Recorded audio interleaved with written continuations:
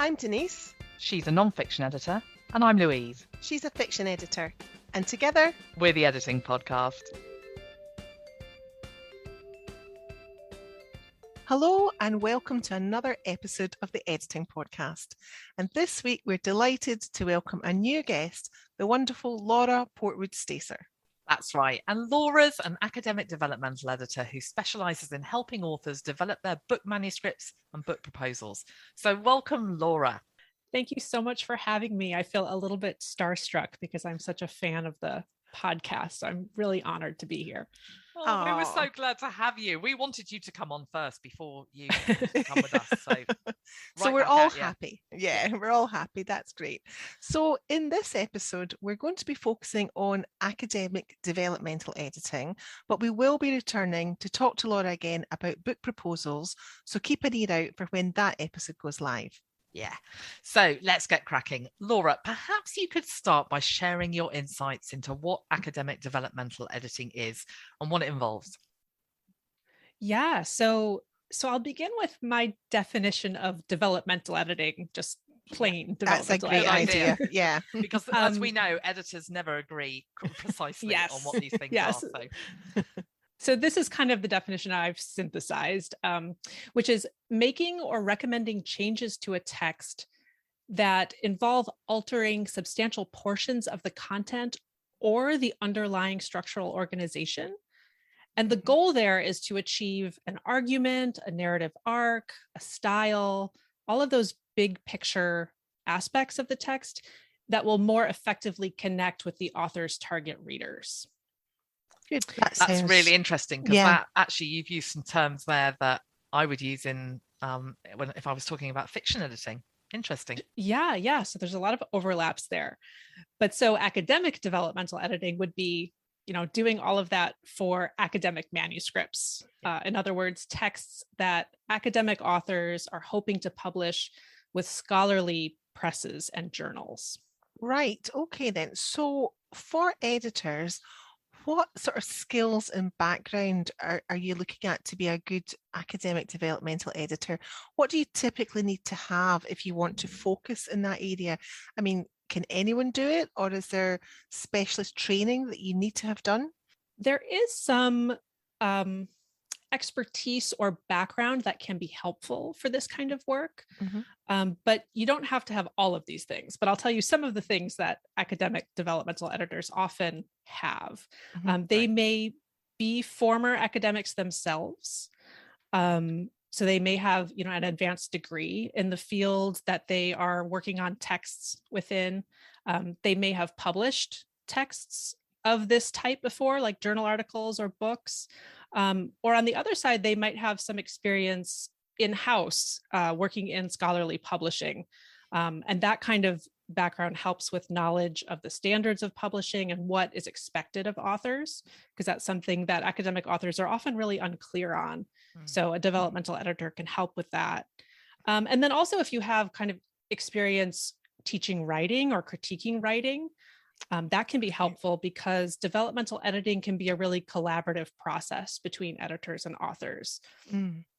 So none of those elements are absolutely necessary, but they do help you do the work better. So for example, you don't have to have an advanced degree to be an academic developmental editor, but having that degree kind of helps you understand the genre that the authors are writing in, the conventions of that. But you could read on your own to get a sense of that. So it is something you could kind of move into that area if you have experience with editing, but not with academics. That's really useful because I think sometimes people working on academic materials do sometimes worry about how much do I need to know about this particular subject? Do I need to have got that degree or that doctorate or whatever? So that's really useful to know how it can be useful, but it's not necessarily essential. Yeah, right.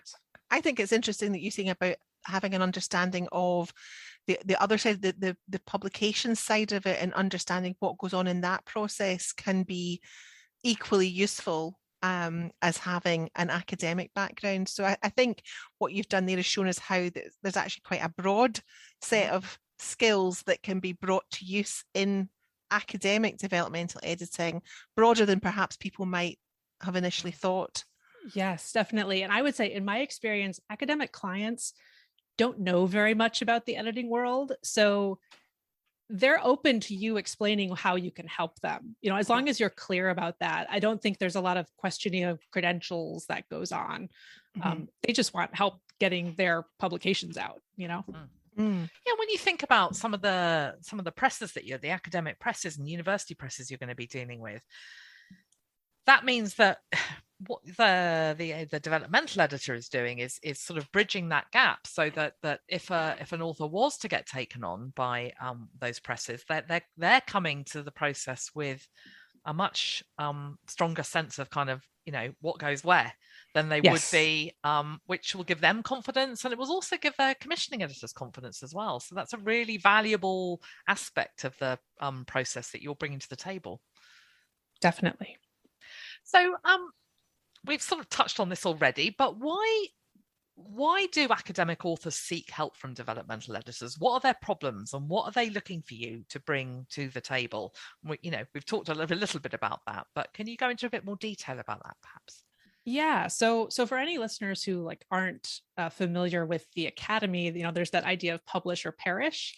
So publication is very important to the careers of most academics, whether that's journal articles or books. So the stakes are really high.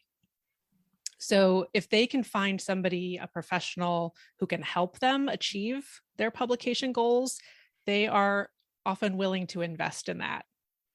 So they may come to an editor, just from the start, knowing, I don't have time for trial and error in my publication journey. I just need to get these things out and on my CV.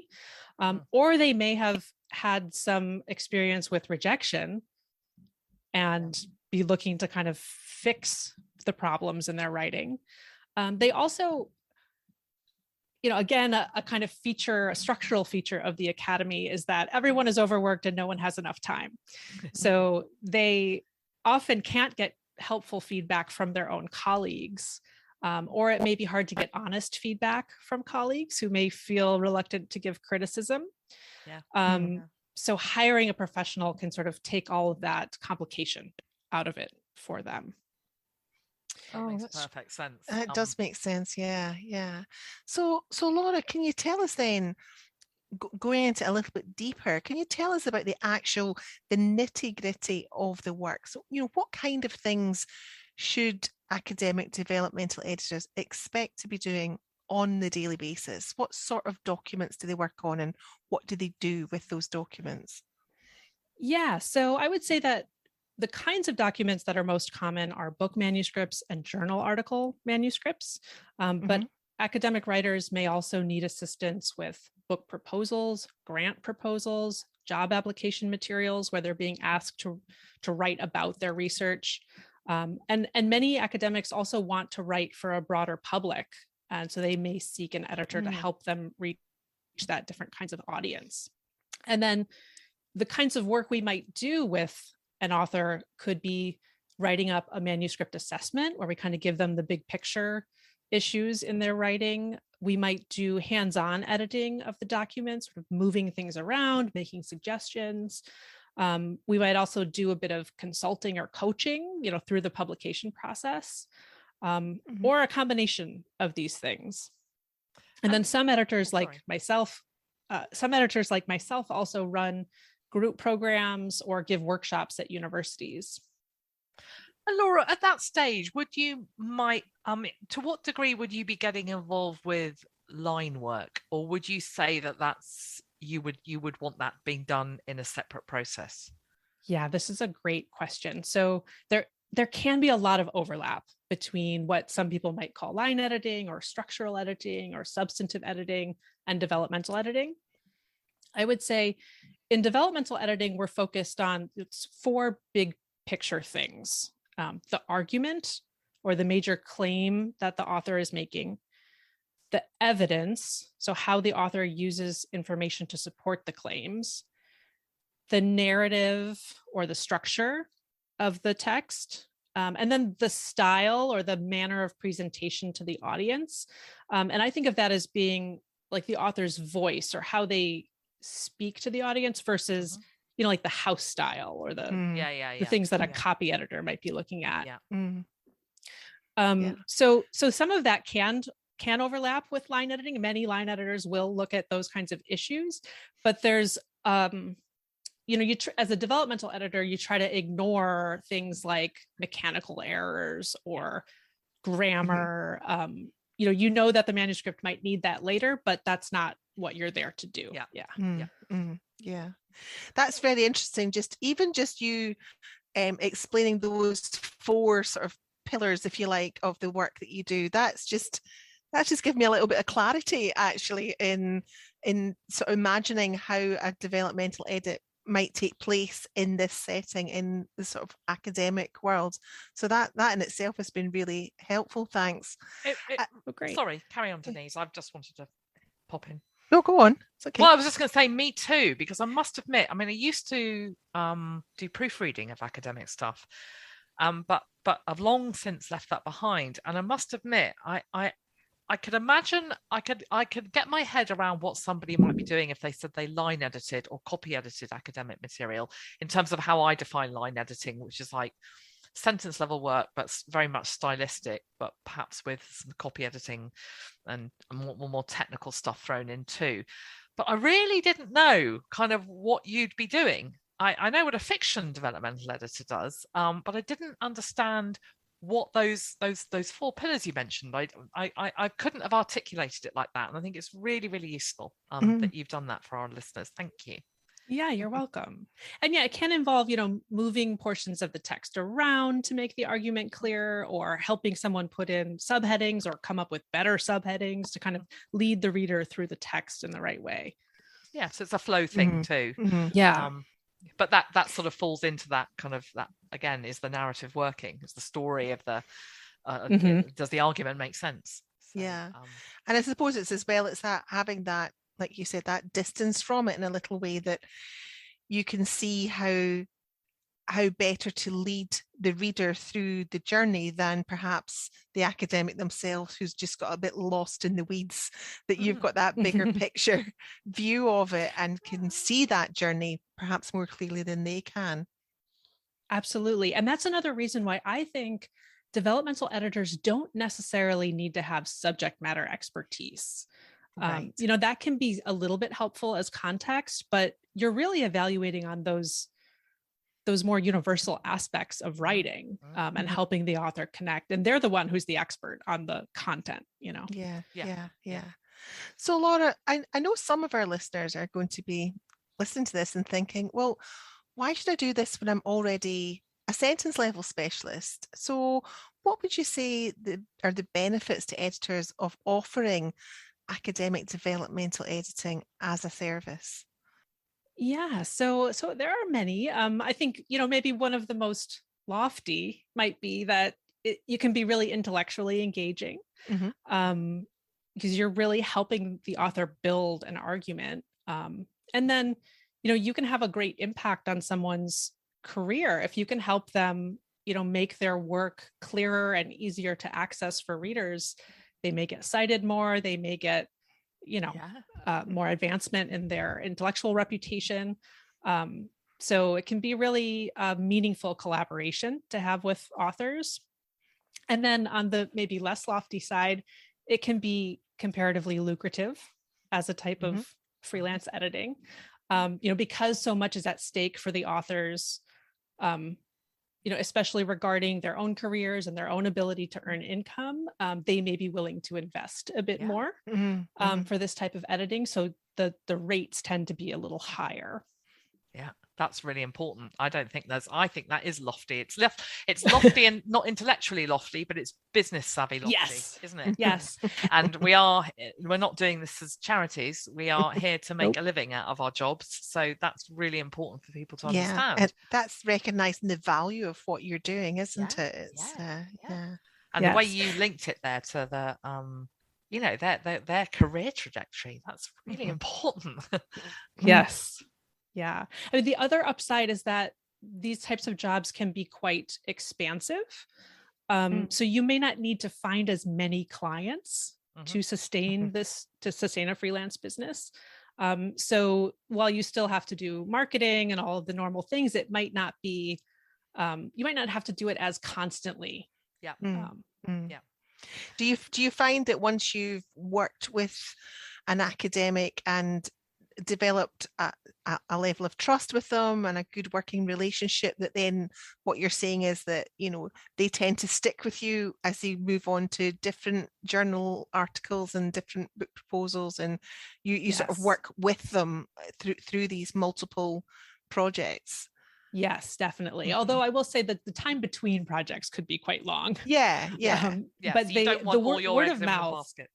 Yes, yeah. But word of mouth within academic circles is really valuable. You know, if you work with one person, they definitely have colleagues in their department or students that they're mentoring that they may also refer to you. Yeah. I've certainly found that at copy editing level. I do some academic copy editing, and word of mouth is definitely a key marketing tool there, isn't it?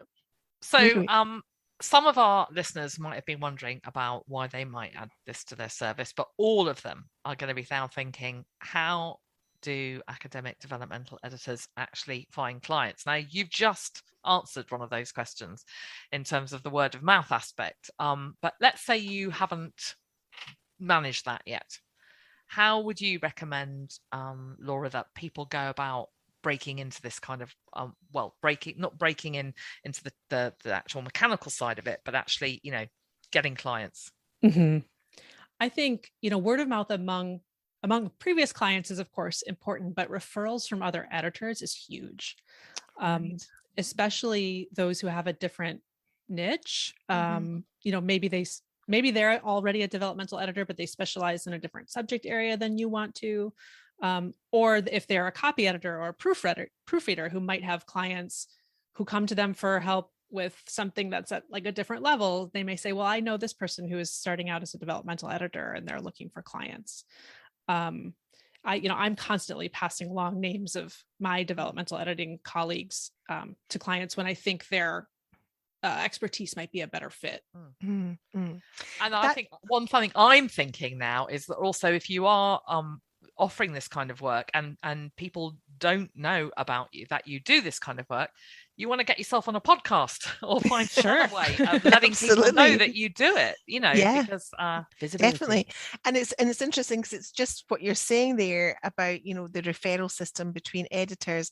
It's bringing me straight back to our episode a couple of episodes ago that we did with Brittany and Linda about networking for freelance editors and the power of that networking to refer jobs amongst editors. And I think that's a whole aspect that people do overlook in terms of their marketing, you know, but it is so important building these relationships with our colleagues, isn't it? Because you cannot benefit from word of mouth or referrals if nobody knows you exist. You have to be visible in some way, whether that's coming on a podcast or networking or whatever it is. You have to do something so that people know you exist.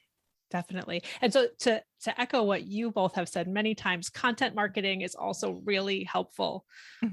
So, you know, I've been blogging and sending out a weekly newsletter for several years. That's huge for me.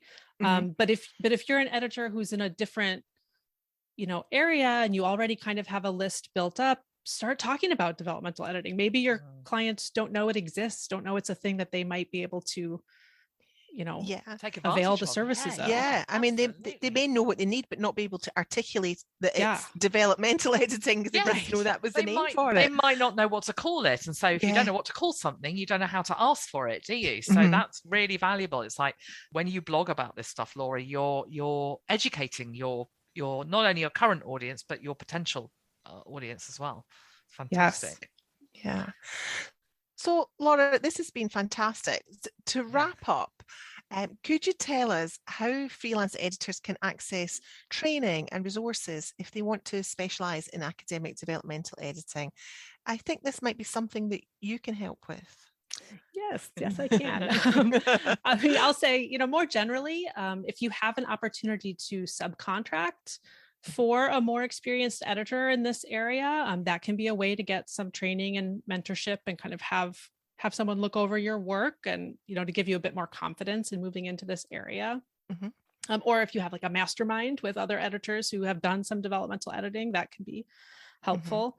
And then, of course, there are many courses on sort of general nonfiction developmental editing that can help you build skills that are transferable to academic editing. And then I, in particular, have a course on developmental editing that is specifically for academics. Great. And that's a self-paced course, so it can be done at any time. It's 6 modules that gets into more detail about everything we talked about over the last several minutes. And it also, I give students access to sample documents, such as editorial letters that I've sent to real clients, because I know those kinds of things are really hard to come by if you're still kind of on the outside of this practice. Yeah. So that course is like what I wish had existed when I started out. So, for listeners of the podcast, I do offer a little discount on the course. That is so generous. So if you can find the course at courses.manuscriptworks.com. That's my general course page. And if you sign up for the developmental editing course and use the coupon code editing podcast, all caps, all one word, that'll give you 10% off the course. Thank you, Laura. That's lovely. That's really generous. And I really hope that our listeners will take you up on that. Yeah, that's absolutely brilliant. Thank you. And we'll make sure to include all those links in the show notes and anywhere else we bandy this around. Laura, that's been brilliant. Thank you so much. That's it for this week. Thank you for joining us. It's been fabulous having you as a guest. Thank you so much for having me. This was really thrilling. Oh, it's been our pleasure.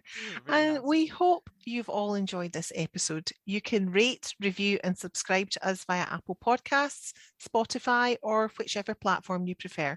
Yeah, thanks so much for listening. Now, if you'd like to help support the Editing Podcast, you can join our Patreon community for as little as £3 a month and get exclusive access to live Q&As for just a few quid more.